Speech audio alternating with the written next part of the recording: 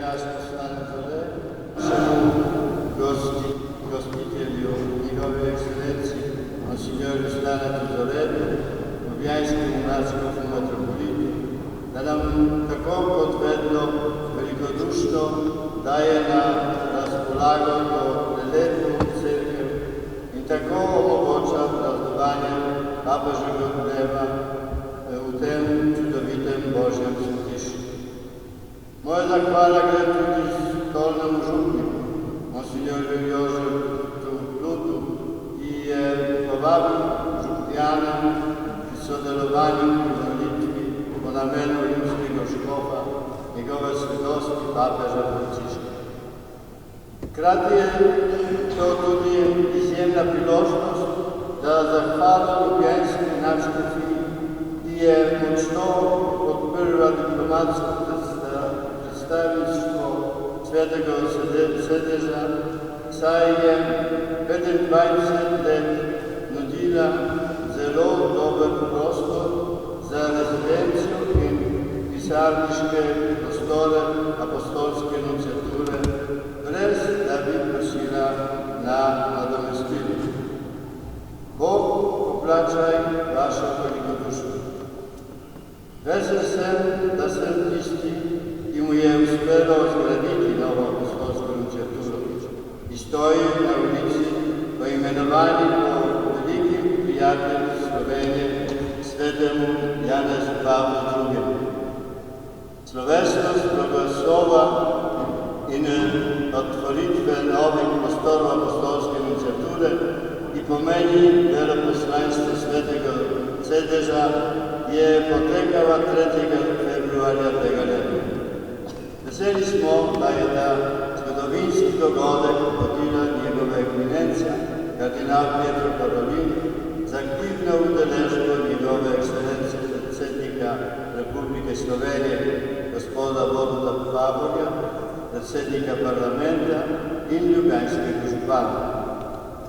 Še vedno me veliko ljudi sprašuje, zakaj je gradnja Vatikanskega veleposlaništva trajala toliko časa. Zgradil sem že 3 nunciature, na Mađarskem, Mozambiku in tukaj. Na Mađarskem smo začeli zgradnjo leta 1990, nekaj mesecev po padcu Berlinskega zidu in po ponovni postavitvi diplomatskih odnosov. Leta 1991 je sveti oče Janez Pavel II. Obiskal Mađarsko in blagoslovil novo nunciaturo v Ljubljani. Neverjetna stvar, ki se je zgodila v Mozambiku, je, da je država, ki jo je vodila postkomunistična vlada, prostor nagrade nunciature ponudila za stoli v samem središču glavnega mesta Mozambika. Moj odgovor na zgoraj omenjeno vprašanje, zakaj je trajalo tako dolgo do izgradnje Vatikanskega veleposlaništva v Ljubljani, mora biti bolj duhovno ovrednoten kot praktično. Moji predhodniki so prejeli strani slovenske vlade več spodbud za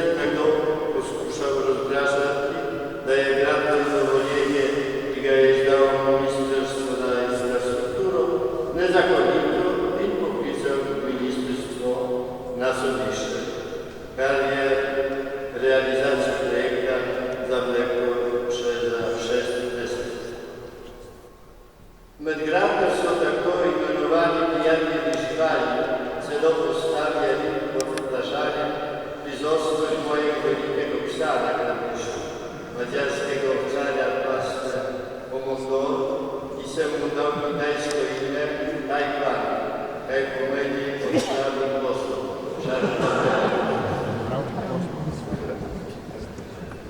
Ponovno je kako treba intervencija. Tajpan je bil nikoli prikljenen na veliko in je užival v svobodo. Mogoče se sliši čudno, da govorim o psu v kritiki, ampak okoliščine so pokazale, da si je mnogo ljudi želelo, da se gradnja nunciature ne bi nikoli dokončala. Tako je moja ocena oziroma odgovor, zakaj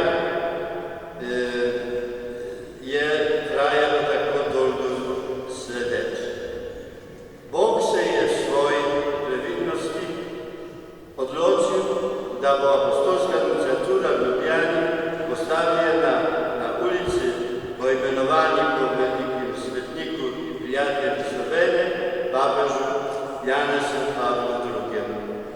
In danes, po sveti maši, bom imel privilegij, da bom na vrh nunciature umestil čudoviti dopršni kip svetega papeža Janeza Pavla II., ki mi je bil pred 5 leti podarjen z strani njegove ekscelencije, monsignora Savoja Leszka Gudzia, na škofa v Gdańsku na Poljsku. Da verjamemo, da je tisti, ki vodi cerkev, ki odloča o usodi celotnega sveta, Bog, naš Gospod in njegov ljubljeni sin Jezus Kristus. On nam daje moč in sposobnost, da premagamo vse ovire, ki človeško gledano ne morejo biti premagane z našimi lastnimi močmi. Sveti Pavel v svojem prvem pismu Korinčanom uči, kaj bi on moral kraljevati, dokler ne položi vseh sovražnikov pod njegove noge.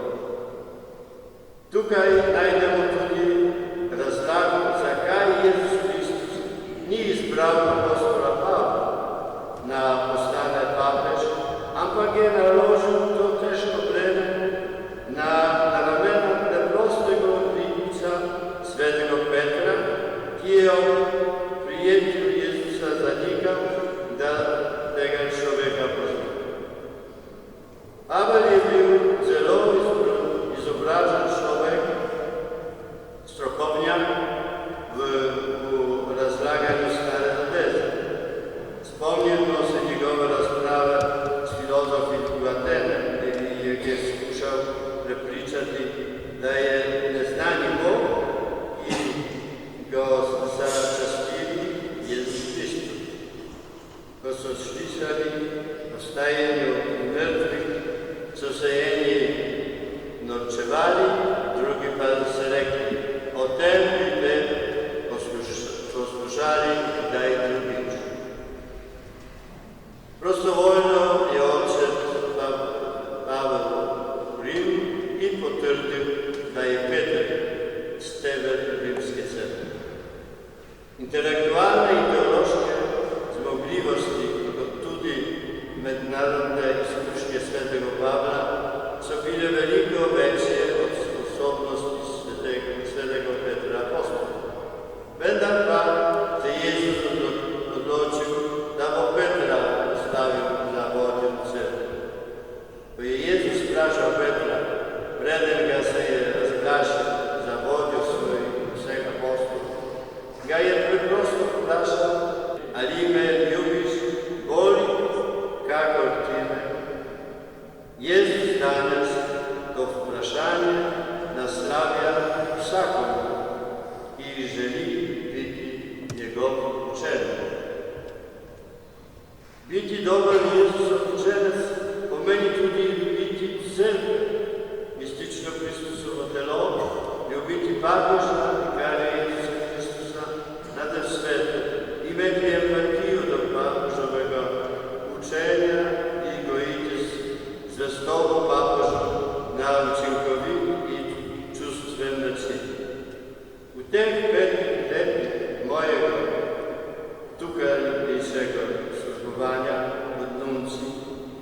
imel nešteto priložnosti, ki so mi omogočile, da sem občutil resnično navezanost slovenskih ljudi na cerkev in papeža.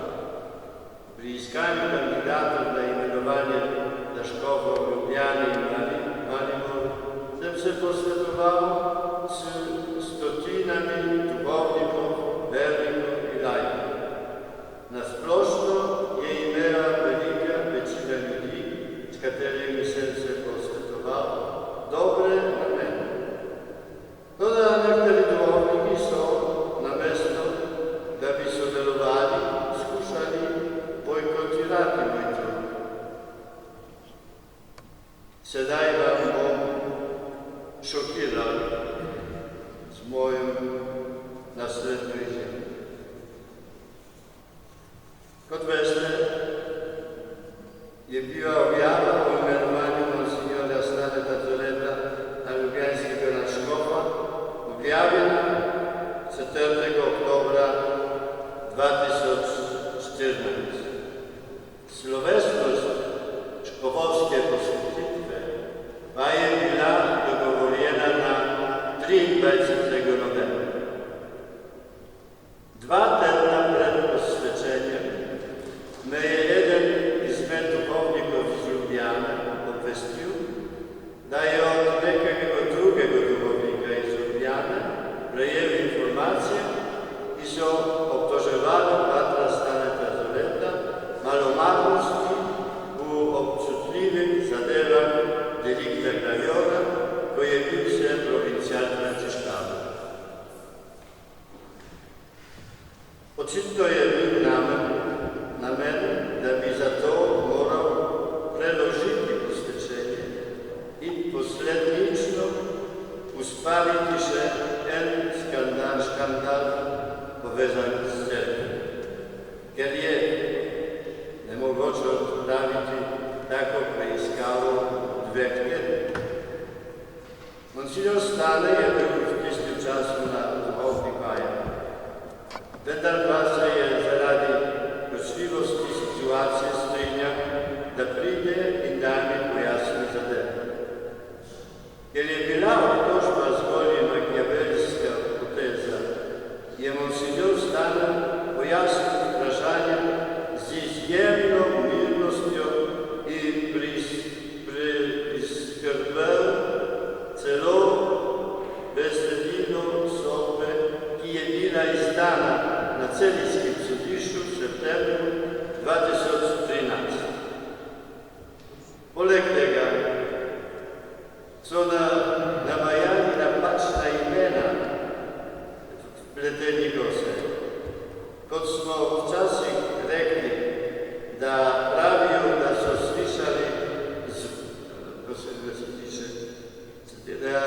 slišali zvonove, a ne vedo, v kateri cerkvi zvonijo.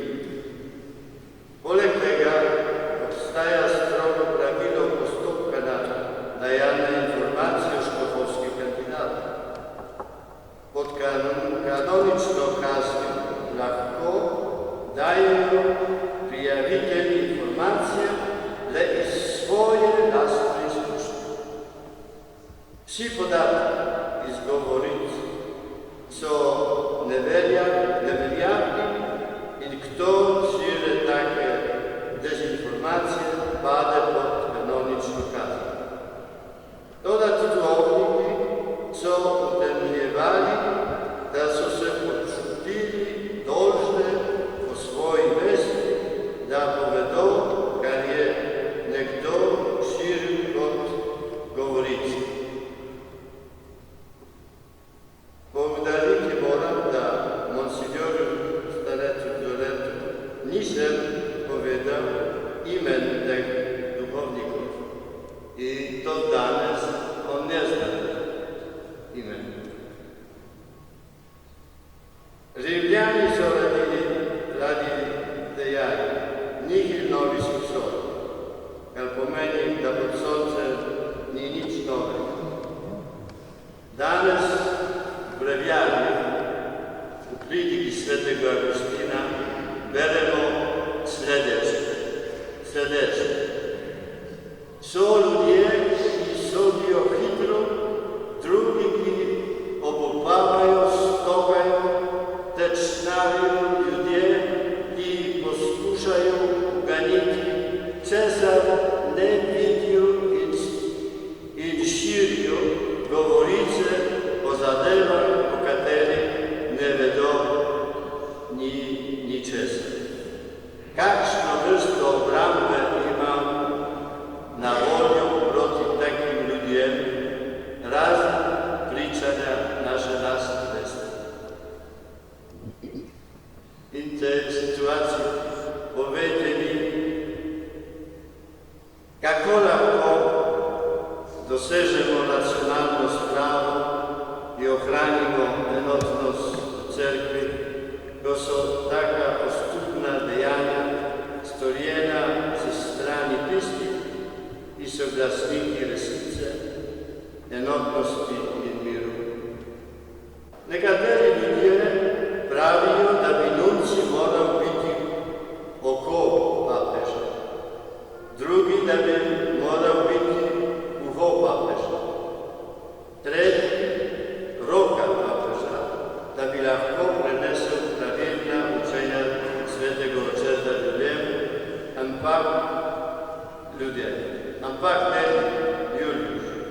I odhajaš v Ruandu, kjer kristijani pobijajo kristijani samo zato, ker pripadajo drugi etnični skupini, pa predlagam, da si srce podere.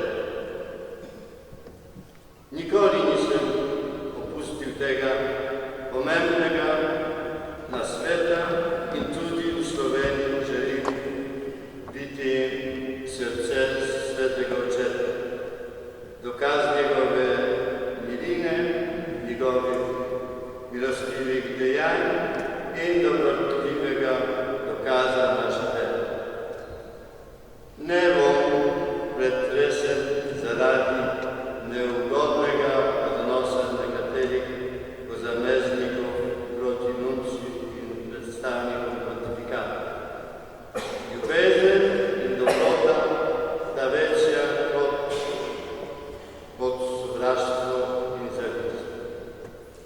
Veselimo se in zaželimo svetemu očetu Frančišku mnogo let na sedežu svetega Petra.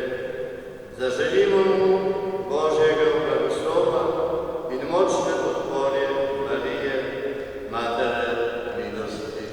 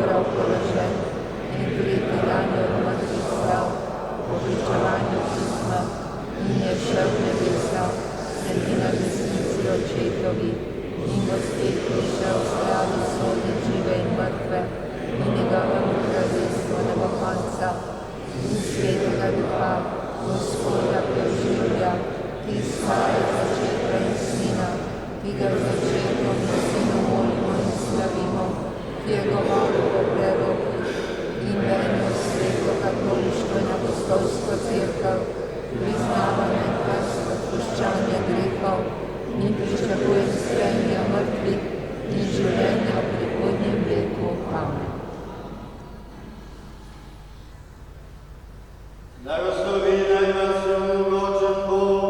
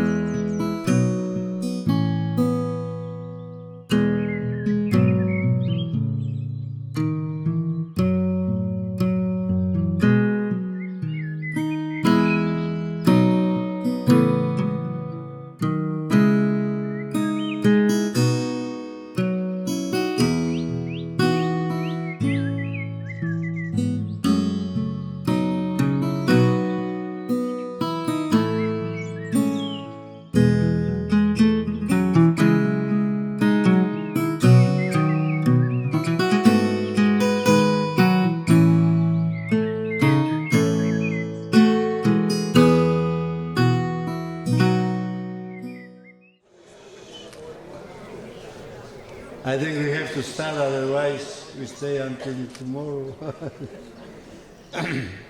Thank you very much for coming.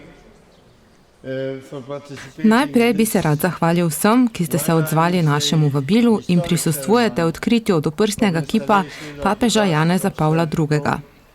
Osebno sem ob tem trenutku zelo ganjen, kajti kardinal Wojtyla, kasneje papež in zdaj svetnik, je moj duhovni oče, ki je zelo vplival na potek mojega življenja. Kardinal Wojtyla, Karol Wojtyla, later Pope and now Saint, is my spiritual father. Ko sem bil v semenišču, sem imel čast biti ceremoniel in ga spremljal na številnih praznovanjih leta 1969. Takrat je Poljska praznovala 1000 let krščanstva v moji ljubljeni domovini.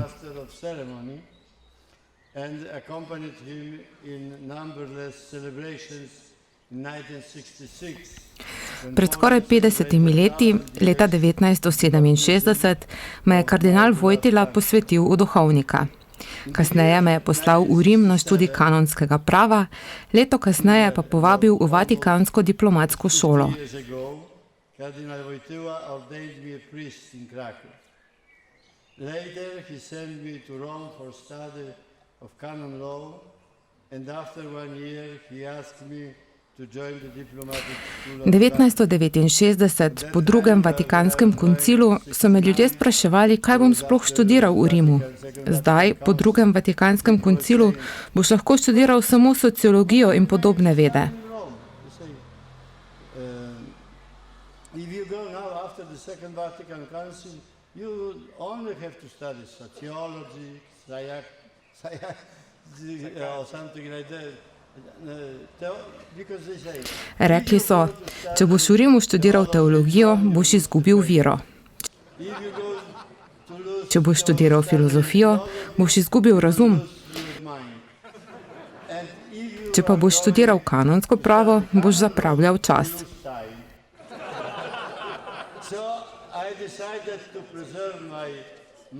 Tako sem se odločil, da ohranim vero in razum ter študiral kanonsko pravo.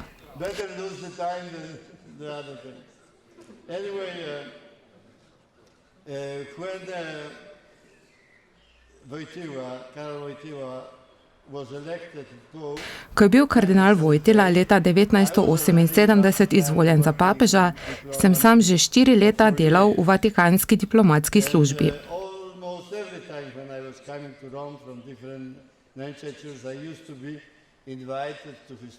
Skoraj vsakič, ko sem se vračal v Rim iz različnih nunciatur, sem bil povabljen k njegovi mizi, posebej zaradi njegovega tajnika in mojega dobrega prijatelja, kardinala Živiša, ki je zdaj škof v Krakovu.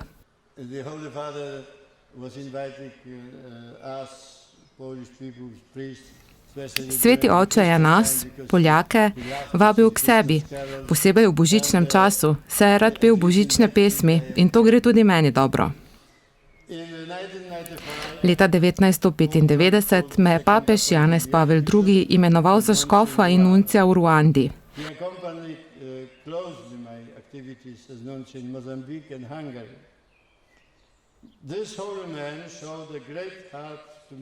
Pozorno je spremljal moje upravljanje funkcije nuncija v Mozambiku in na Madžarskem.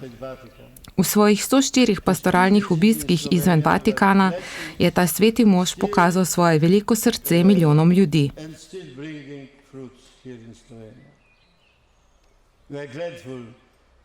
Njegova 2 obiska v Sloveniji sta bila blagoslova, katerih sadovi se rojevajo še sedaj. Hvaležni smo za Božje vodstvo src in duš Slovencev, ki so poskrbeli za to, da smo našli primeren prostor za posvetitev in postavitev doprsnega kipa papeža Janeza Pavla II. Ter Vatikanske ambasade.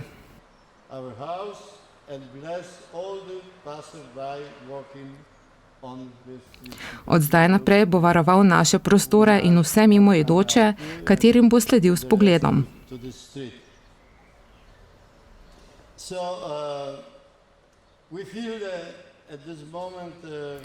V tem trenutku čutimo njegov duh svobode, duh poguma, duh zvestobe naši krščanski veri, našemu izražanju patriotizma prek glasbe in običajev ter v naravnemu življenju v družinah, šoli in družbi.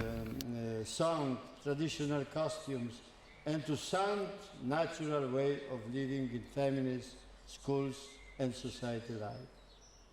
Holy John Paul II Sveti Janez Pavel II je danes z nami na prav poseben način. Nosim križ z njegovimi relikvijami, ki mi ga je podaril kardinal Živiš. and given to me by Cardinal Stanisław Dziwisz, Archbishop of Krakow. Let us now bless this monument and ask Blagoslovimo torej spomenik in prosimo za blagoslov svetega očeta, svetega Janeza Pavla II. the Holy Father, Saint Paul II. We certainly have a cordial blessing for the ceremony coming from Vsekakor imamo srčno ceremonijo za našega svetega očeta, ki nam jo pošilja naš pogumni papež Frančišek. to bring us safe and out from every difficult situation, as it is Boga prosimo usmiljenja, da nas varno pripelje iz težkih preizkušenj, kot je čudovito vidno na mozaiku v naši kapeli. here is in this house a wonderful chapel. Vabljeni k obisku, ko boste utegnili, je mojstrovina slovenskega umetnika, jezuita patra Marka Rupnika. Jesuit father Marko Rupnik. Molimo torej in blagoslovimo spomenik, najprej pa ga moramo seveda odkriti. Statue, but now first we have to unveil this statue, otherwise we don't know what we are blessing. Zato vabim ljubljanskega nadškofa Staneta Zoreta, še prej pa bomo poslušali himni Slovenije in Vatikana. Archbishop Stanek Zore to help me to perform this. Adesso? Okay. I have a good advisor. He says that we better perform now the national anthems from Slovenia and Vatican.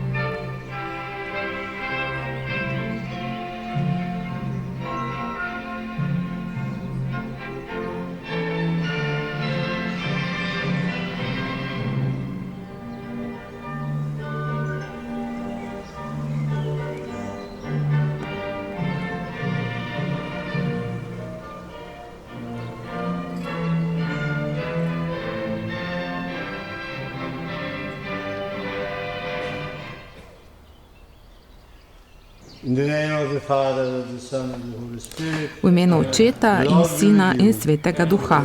Amen.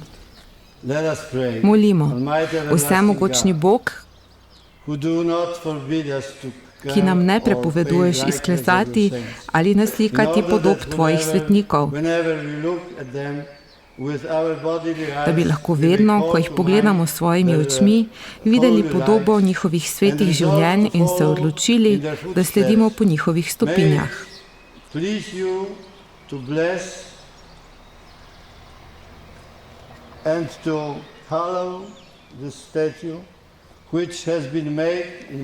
Prosimo te, da blagosloviš spomenik, ki je bil narejen v spomin in čast tvojemu svetniku Janezu Pavlu II. Papežu. Prosimo te, da dovoliš, da vsi, ki se mu poklonijo, tvojemu sinu, devici Mariji in vsem svetnikom, pridobijo tvojo milost v tem življenju in večni slavi prek Kristusa našega Gospoda. Through Christ our Lord. Amen.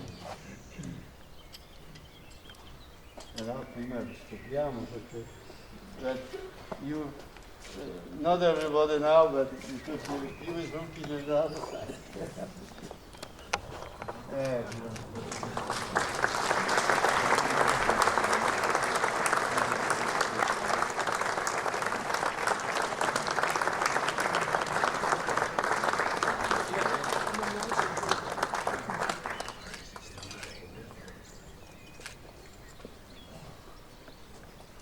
Pan kiedyś stanął nad brzegiem, szukał ludzi gotowych pójść za nim.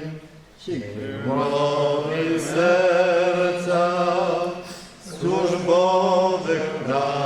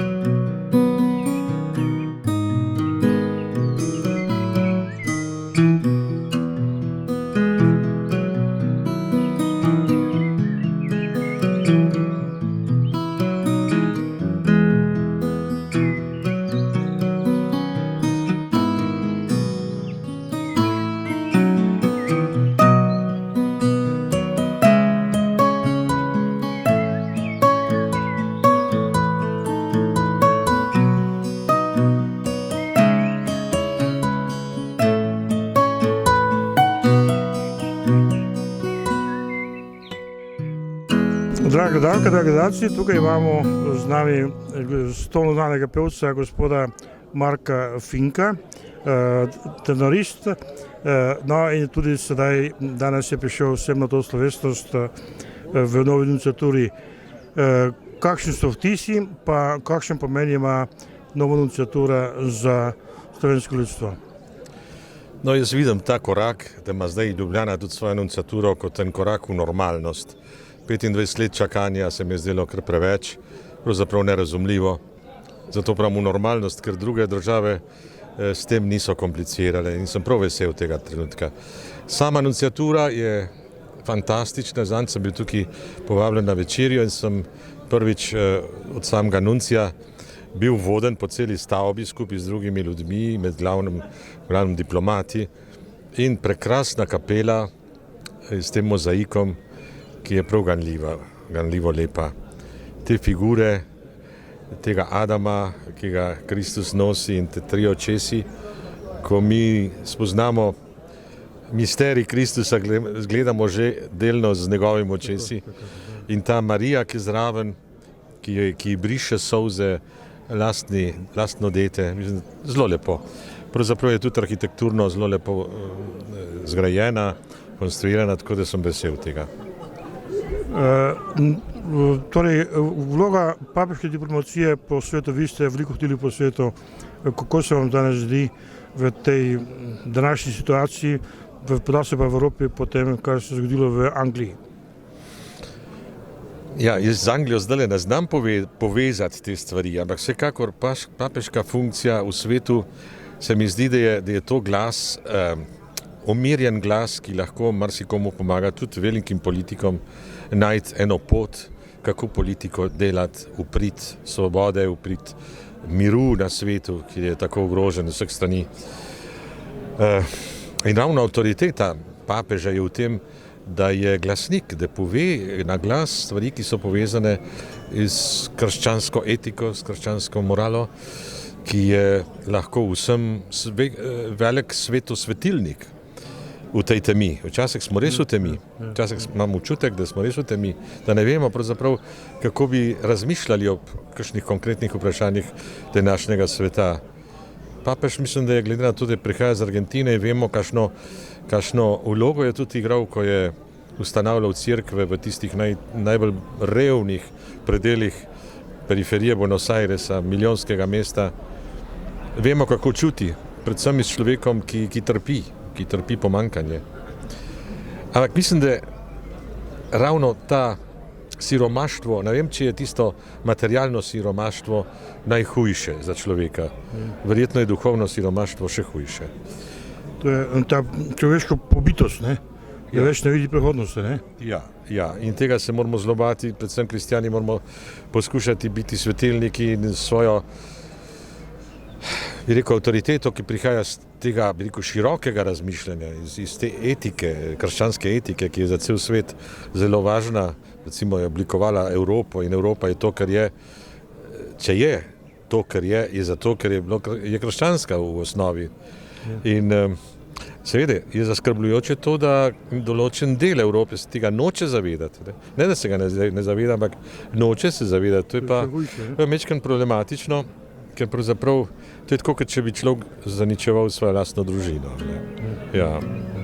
Gospod Marko, hvala za te misli. Prosim, hvala lepa in lep pozdrav vsem.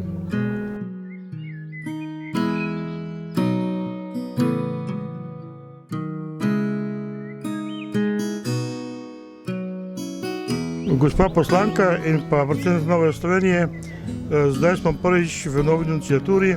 Kakšen vtis ste dobili? Lepo, predvsem lepa je kapela, tukaj se res da moliti v tej kapeli. Jaz sem pred leti hodila v to hišo tudi na obiske k jezuitom, tako da imam določene spomine in sem vesela, da vendarle imamo zdaj nunciaturo tukaj sredi Ljubljane, blizu ljudem, blizu centru in da vendarle tudi Slovenija končno izpolnila svojo dolžnost in omogočila, da ima Sveti sedež sedaj svojo nunciaturo tukaj v središču mesta. Ko so sedaj papeža Frančiška na poti iz Armenije v Rim, pred dvema dnevoma vprašali, kako on komentira tale dogodek v Veliki Britaniji, pa je rekel, da bo potrebno veliko novih pristopov, domiselnosti, pa tudi ustvarjalnosti. Kaj lahko tukaj Slovenija da? Prepričana sem, da je Evropska unija potrebna, da smo močnejši, če smo v Evropski uniji in za Slovenijo je to predvsem dobro, da smo člani Evropske unije, to še posebej vedo gospodarstveniki in tudi vsi tisti, ki doma niso dobili službe, pa na ta način lažje pridejo do svojega kruha. Tako da Slovenija ima sedaj to vlogo, da enostavno tudi verjame v dobro tega članstva, da pomaga soustvarjati Evropsko unijo, njeno trdnost. Ta izhod Velike Britanije ocenjujem kot njeno, bom rekla, napako oziroma najbolj se bo poznalo prav Veliki Britaniji, da je izstopila, ker vidimo, da so zgubili na finančnih trgih. Vidimo tudi, da se zdaj posamezni deli Velike Britanije želijo razdružiti, torej da so napovedane neke spremembe. Seveda oni so si predstavljali zdaj samostojnost, hkrati pa ohraniti vse tisto dobro, benefite, kar so imeli v Evropski uniji, to pa seveda ne gre. Če ti nekaj prejemaš, moraš tudi nekaj dajati. Zato so že glasne govorice in zahteve po novem referendumu. No, vi ste bili tudi evropska poslanka. Kako Evropski parlament, povemo, lovi signale pa dobre ideje iz celotne Evrope? Ja, združeni v enotnosti je evropsko geslo. Mogoče si še premalo prizadevamo, da bi te dobre stvari povezovali. Predvsem pa menim, da je to tudi trenutek, ko mora Evropska unija premisliti tudi o svojih napakah in delni neučinkovitosti, ker že dolgo časa tako evropski poslanci zahtevajo, kot tudi državljani, da mora poenostaviti birokratske postopke, torej birokratske ovire, zmanjšati administracijo in mora biti tudi bolj učinkovita pri sprejemanju pomembnih odločitev. Predvsem pa se mi zdi pomembno, da Evropska unija zavaruje svoje meje na primeren način, hkrati pa seveda ostane humana in pomaga v tistih delih sveta, kjer ljudje potrebujejo njeno pomoč. Bo tega zmožna? Ja, ta dogodek, sedaj Brexit, je gotovo tudi čas za premislek v Evropski uniji, za določene reforme, ki so potrebne. Sama si želim, da bi bilo te birokracije in teh ovir čim manj, da bi bila lahko Evropa bolj učinkovita, tudi bolj fleksibilna na nek način, da bi bila ohlapno bolj povezana, hkrati pa učinkovita v pomembnih stvareh. Kaj pa pričakujete od vatikanske diplomacije, cerkvene diplomacije? Ja, mi moramo biti Slovenci predvsem hvaležni, ker vemo, da leta 1992 je bil Vatikan med tistimi, ki je bil med prvimi, ki je priznal Slovenijo in dal pomemben signal tudi drugim državam, tako da to smo zagotovo lahko hvaležni. Hkrati pa seveda nuncij kot vodja diplomacije je tudi pomemben veleposlanik, ki ima vpliv tudi na druge države. Vatikan ne nazadnje ima svoje predstavništva v pomembnih državah, tako da zagotovo Vatikan in tudi sedanji papež, no vsi papeži imajo pomembno vlogo, vendar ta sedanji papež nas še posebej nagovarja, tudi nas Slovence, in zato je tudi seveda njegov predstavnik tukaj v Sloveniji izredno pomemben. Gospa, hvala za te misli. Prosim.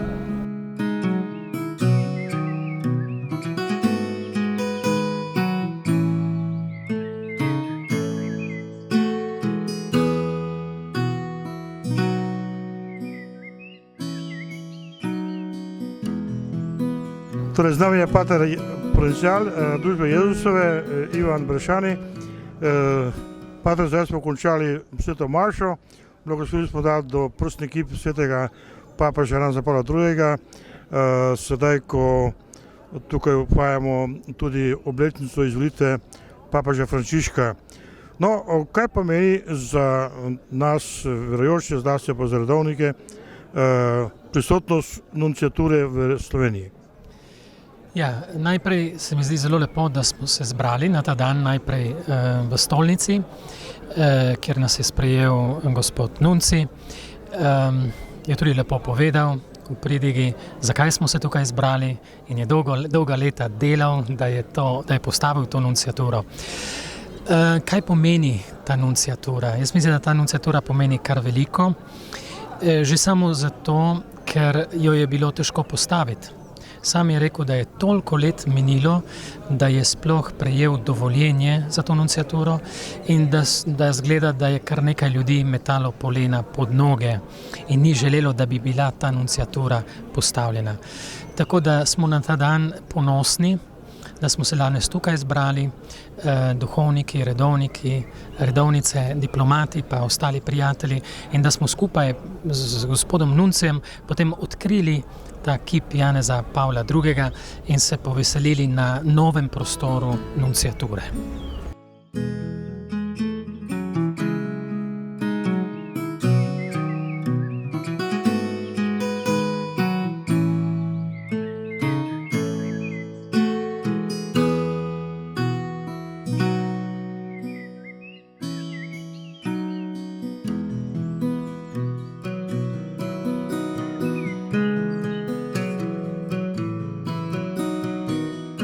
Gospa Mateja Maršek, vi ste voditeljica iniciativnega odbora za molitveno skrb ob prazniku državnosti. Letos ste pripravili 9-dnevnico, sedaj ste tukaj na sprejemu v novi iniciaturi. Kako se ta sprejem vključuje v to duhovno dejavnost, ki se je pravkar končala ob dnevu državnosti? Ja, nisem voditeljica, pač pa članica iniciativne skupine, ki je dejansko leto že šestič pač pobudo vodila, da se moli za domovino, in sicer 9 dni pred dnevom državnosti. Kako se to povezuje? Že sam čas nas povezuje. V dan državnosti imamo 25. junija, praznik, državni praznik Svetega sedeža papeške države, Vatikana pa 4 dni kasneje, tako da na praznik apostolov Petra in Pavla, tako da nas že čas povezuje. Zdi se mi pa pomembno tudi to, ker Sveti sedež je bil zelo pomemben dejavnik pri osamosvajanju naše države in prepričana sem, da ravno po zaslugi papeža je prišlo po naši osamosvojitvi, po razglasitvi neodvisnosti in samostojne države tako zelo, zelo hitro za siceršnje mednarodne razmere, kar je običajno, tudi do priznanja, mednarodnega priznanja naše države. In mislim, da tako kot smo, saj zdi se mi osebno tako, premalo hvaležni za to, da smo pred 25 leti dobili svojo državo, smo premalo hvaležni tudi za to, da kar nam je pač papež podaril s tem, da nas je v teh naših prizadevanjih za samostojnost podprl. Poleg tega sem pa danes posebej še vesela tukaj, da smo pred prostori te lepe nunciature. Po 25 letih, skoraj 25 letih diplomatskih odnosov med Republiko Slovenijo in Svetim sedežem smo končno prišli do prostorov, ki so primerni za predstavništvo Svetega sedeža v Sloveniji. In ker sem sama tudi kot pravnica sodelovala pri različnih zadevah v zvezi s tem, se mi zdi, da ko zdaj stojim na tem dvorišču, kot da sem na domačem dvorišču, ker sem imela toliko opravka in sem vesela, da kljub vsem težavam, da smo prišli do prostorov, da tudi v Sloveniji ima v bistvu Sveti sedež ustrezne prostore. In tudi zato so pravzaprav v teh še zmeraj prazničnih dneh je razlog za veselje. No, sedaj Evropa je malo vznemirjena zaradi vseh dogodkov prejšnjega petka. Kako vi vidite, kakšen zdrav vpliv ali pa pobudo lahko damo kristjani v Evropi sedaj, ko se iščejo še bolj tesne povezave, pa spet povezave, ki ne bodo utesnjevale naše svobode. Manj demokracije, pa večja učinkovitost, pa to, kar je doseženo, je sicer veliko, pa spet je še veliko tega, kar se da doseči. Jaz sem prepričana, da kristjani moramo predvsem Evropi dati duhovno podlago. Tega manjka.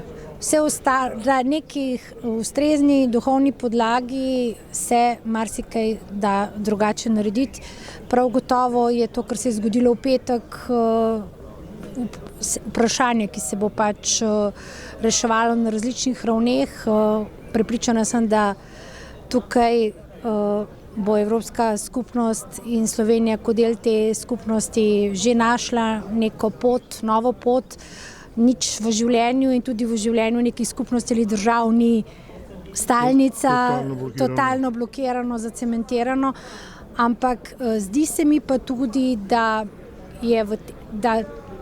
ta izhod ene države iz te zveze pomeni, da je treba stvari razmisliti na novo in mislim tudi, da moramo kristjani tukaj dati to svojo noto, ta duhovnost, da dejansko ne gre samo za čista politična vprašanja, ampak da mora biti Evropska skupnost oziroma zveza, kjerkoli že je,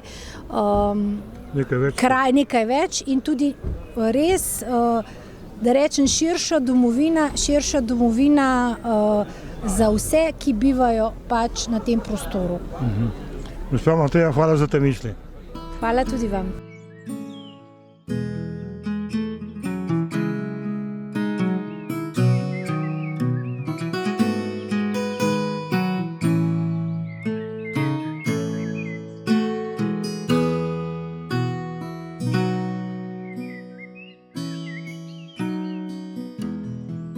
Torej, z nami je katehistinja Katarina Zupančič, članica gibanja Pot, pa tudi sorodnica z revije Vzgoja.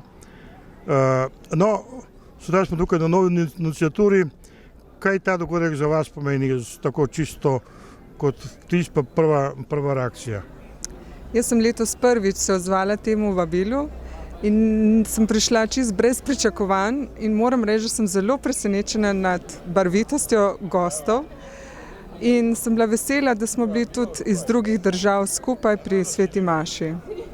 In vesela tudi tega povabila, tako da tukaj je to prijetno druženje, da vidiš te ljudi in da vidiš, da se vsi trudimo za isto stvar. No, taka druženja so tudi lahko zametek čisto novih idej, ne? In sedaj rabimo tudi nove zamisli za prihodnost Evrope. Kaj bi vi posebej izpostavili? Ja, najprej edinost. Zagotovo edinost. Edinost, ki jo lahko gradiš najprej doma, v svoji družini, potem v okolju, kjer živiš in delaš. Edinost v naši državi in potem edinost v Evropi in v svetu. Sedaj, ko ste tukaj prvič, kakšen nov vidik na vlogo papeške diplomacije se vam tukaj poraja? Ja, danes sem zvedela, da je nunci kot glavni od vseh veleposlanikov v vsaki državi in on je voditelj vseh veleposlaništev v vsaki državi. To mi je bilo eno novo spoznanje. Verjetno drugi to veste, ampak jaz sem to danes prvič slišala. In se mi zdi zelo zanimivo in poučno tudi za našo državo, da bi lahko to izkoristili in upoštevali tudi to, to vlogo nuncija. Ja, tako, ja, to vlogo nuncija, ja, ki ima zelo visoko vlogo, no, in tudi priznamo. Ker papeška diplomacija traja dejansko od leta 509, ne? Ja. To je že kar nekaj stoletij, ja. Tako da vedo, kako se te stvari streže, ne? Ja, in bi bilo lepo, če bi jim zaupali in tudi jim sledili. Tudi mi, kot naši državni politiki in tako tudi cerkveni. Gospa Katarina, hvala za te misli. Hvala tudi vam.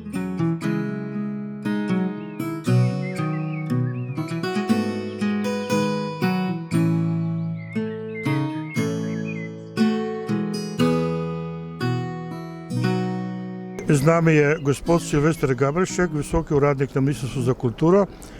Tukaj ste sedaj na prijemu, prvič v novi iniciaturi. Kakšen vtis ste dobili? Torej, jaz sem zelo vesel, da smo danes bili tukaj na tem sprijemu. Drugače pa sem samo zamisel o postavitvi iniciature tukaj na tem mestu in tudi samo njeno realizacijo spremljal od prvih začetkov. Zaradi službe, namreč ta ambient tukaj je pod spomeniškim varstvom in je bilo potrebno pridobiti veliko soglasij in potem tudi poskrbeti, da bo arhitektura taka, ki bo upoštevala vse predpise, vse zakone. In, To je edini pogoj spomeniškega varstva, da se ne gre v više stavbe, pa da ostane zunaj, vidijo se kaj drugega. Kaj pa ni spomeniško varstvo? Glede, spomeniško varstvo to je varovanje nekih vrednot, ki so nastali v določenem času. Tam tukaj niso samo posamezne hiše varovanja, ampak kot celota. To poljansko naselje se imenuje, so tudi določeni objekti, ki so spomenik sami po sebi, kot je na primer bližnja cerkev svetega Jožefa. To naselje poljansko je značilno po teh vilah in na razmerju gabaritov teh objektov, ki so tukaj, v odnosu do zelenih površin. Zato je bilo eno od ključnih vprašanj na tem prostoru tukaj zagotoviti takšno površino vrtno ali gredic ob stolbišču, kot je imela prejšnja hiša. Aha. Gotovo, potem so tudi višinski gabariti, tudi dolžina, širina, nakloni strehe. Recimo tukaj ne bi morali postaviti neko moderno arhitekturo kvadrataste oblike, čeprav je zelo moderna. Vse zaenkrat so naši predpisi še takšni, nekdo jih lahko razume kot toge.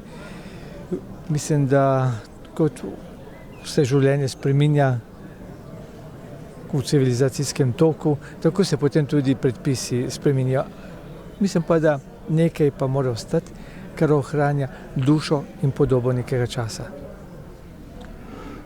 No, ampak zdaj nunciatura je, to je ohranjeno, tudi se spoštovala ta slovenska zakonodaja, pa vse to, ne? Ampak glede vloge nunciature same, kaj bi rekli? Mislim, to je velika čast, da imamo v Sloveniji že od samega priznanja države tukaj tudi papežega poslanca, delegata, nuncija. Mislim, to ima dvojno vlogo. Eno je papežev predstavnik za vernike, pripadnike katoliške cerkve, pomeni to skupnost, povezavo. Po drugi strani pa tudi na državni ravni. Vemo, da je vatikanska diplomacija ena najpomembnejših na svetu in da je odigrala tudi zelo pomembno vlogo pri naši osamosvojitvi in seveda zlasti pri potem mednarodnih priznanjih. Tukaj ne bomo nikoli dovolj hvaležni svetemu očetu in njegovim takratnim sodelavcem, ki so se drzno odločili za ta poseg in tudi prehiteli marsikatero skupnost. Bi rekel, da niti niso upoštevali diplomatskega redosleda. Ponavadi je Vatikan v takih primerih med zadnjimi, ki se odloči za neko priznanje. Vendar, če poznamo dušo Janeza Pavla II., ki se je vedno boril za preganjenega, zatiranega, je potem tudi razumljivo. Jaz sem imel tudi večkrat priložnost z njim se osebno pogovarjati in moram reči, da je on tudi v sebi gojil neko posebno simpatijo, naklonjenost do Slovenije, še ko je bil načkov v Krakovu. Bil je naročen na družino, to mi je sam pripovedoval, to je bila ena od redkih katoliških, bi rekel, časopisov, mesečnih, potem 14-dnevnik in potem tednik, ki je bil širše zasnovan v celem vzhodnem taboru. Tako da on je zelo budno spremljal tukajšnja dogajanja, imel tudi veliko prijateljev med Slovenci, bodisi sodeč v Vatikanu, kot tudi sicer. In mislim, da je to, kar je povedal Postojni, ne, papež ima vas rad, to se ni naučil, ni imel napisano na papirju, ampak mu je prišlo iz srca. Kar se tiče še te zgradbe tukaj obnovljenja, nadomestne stavbe, bi še to povedal, da je ne samo, da je zelo skladna arhitektura, ki se opada v ta zaščiten okoliš, ampak ima tudi zelo pomembno dodatno umetniško vrednost. Mislim na kapelo, ki jo opremil s svojimi likovnimi deli Marko Rupnik. In to je, mi rekel, še dodaten prispevek, nadgradnjeni pečat, bi celo rekel. A je ta kapela tudi dokumentirana v vaši arhivi na kulturnem ministrstvu? Zaenkrat še ne, z vso fotodokumentacijo to bo narejeno. V kratkem, ker prej ali slej bojo vsa Markotova dela Rupnika tukaj v Sloveniji zavedena pod kulturno dediščino. Namreč njegov opus je svetovno pomemben in poznan In Slovenci smo lahko ponosni, da imamo ta privilegij, da imamo tukaj njegovih del razsejanih po celem našem ozemlju. In tudi Ljubljana jih ima zelo veliko.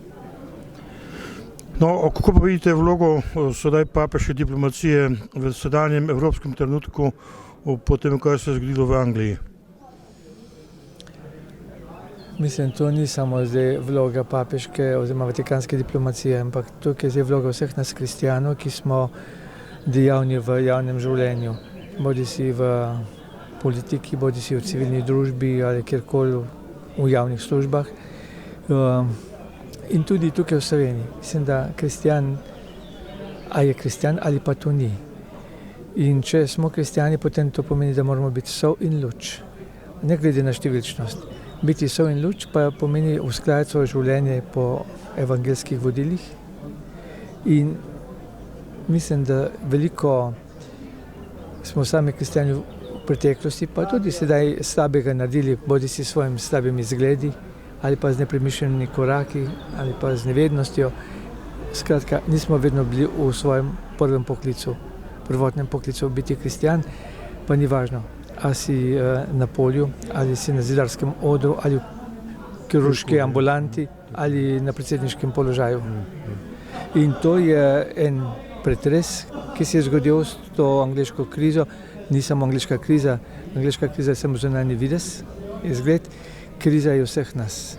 In vem, da Janez Pavel II. Je enkrat pisal francoski škofovski konferenci, da sedanja kriza Evrope ni kriza politike, civilne družbe v Evropi, ampak je kriza nas kristjanov, ker ne živimo to, kar bi morali. Sem premalo prisotni. Ne, ker ne živimo to, kar bi morali. Mislim, da je to bilo 81. leta, v letu atentata, ko je pisal. Gospod Silvester, hvala za te misli.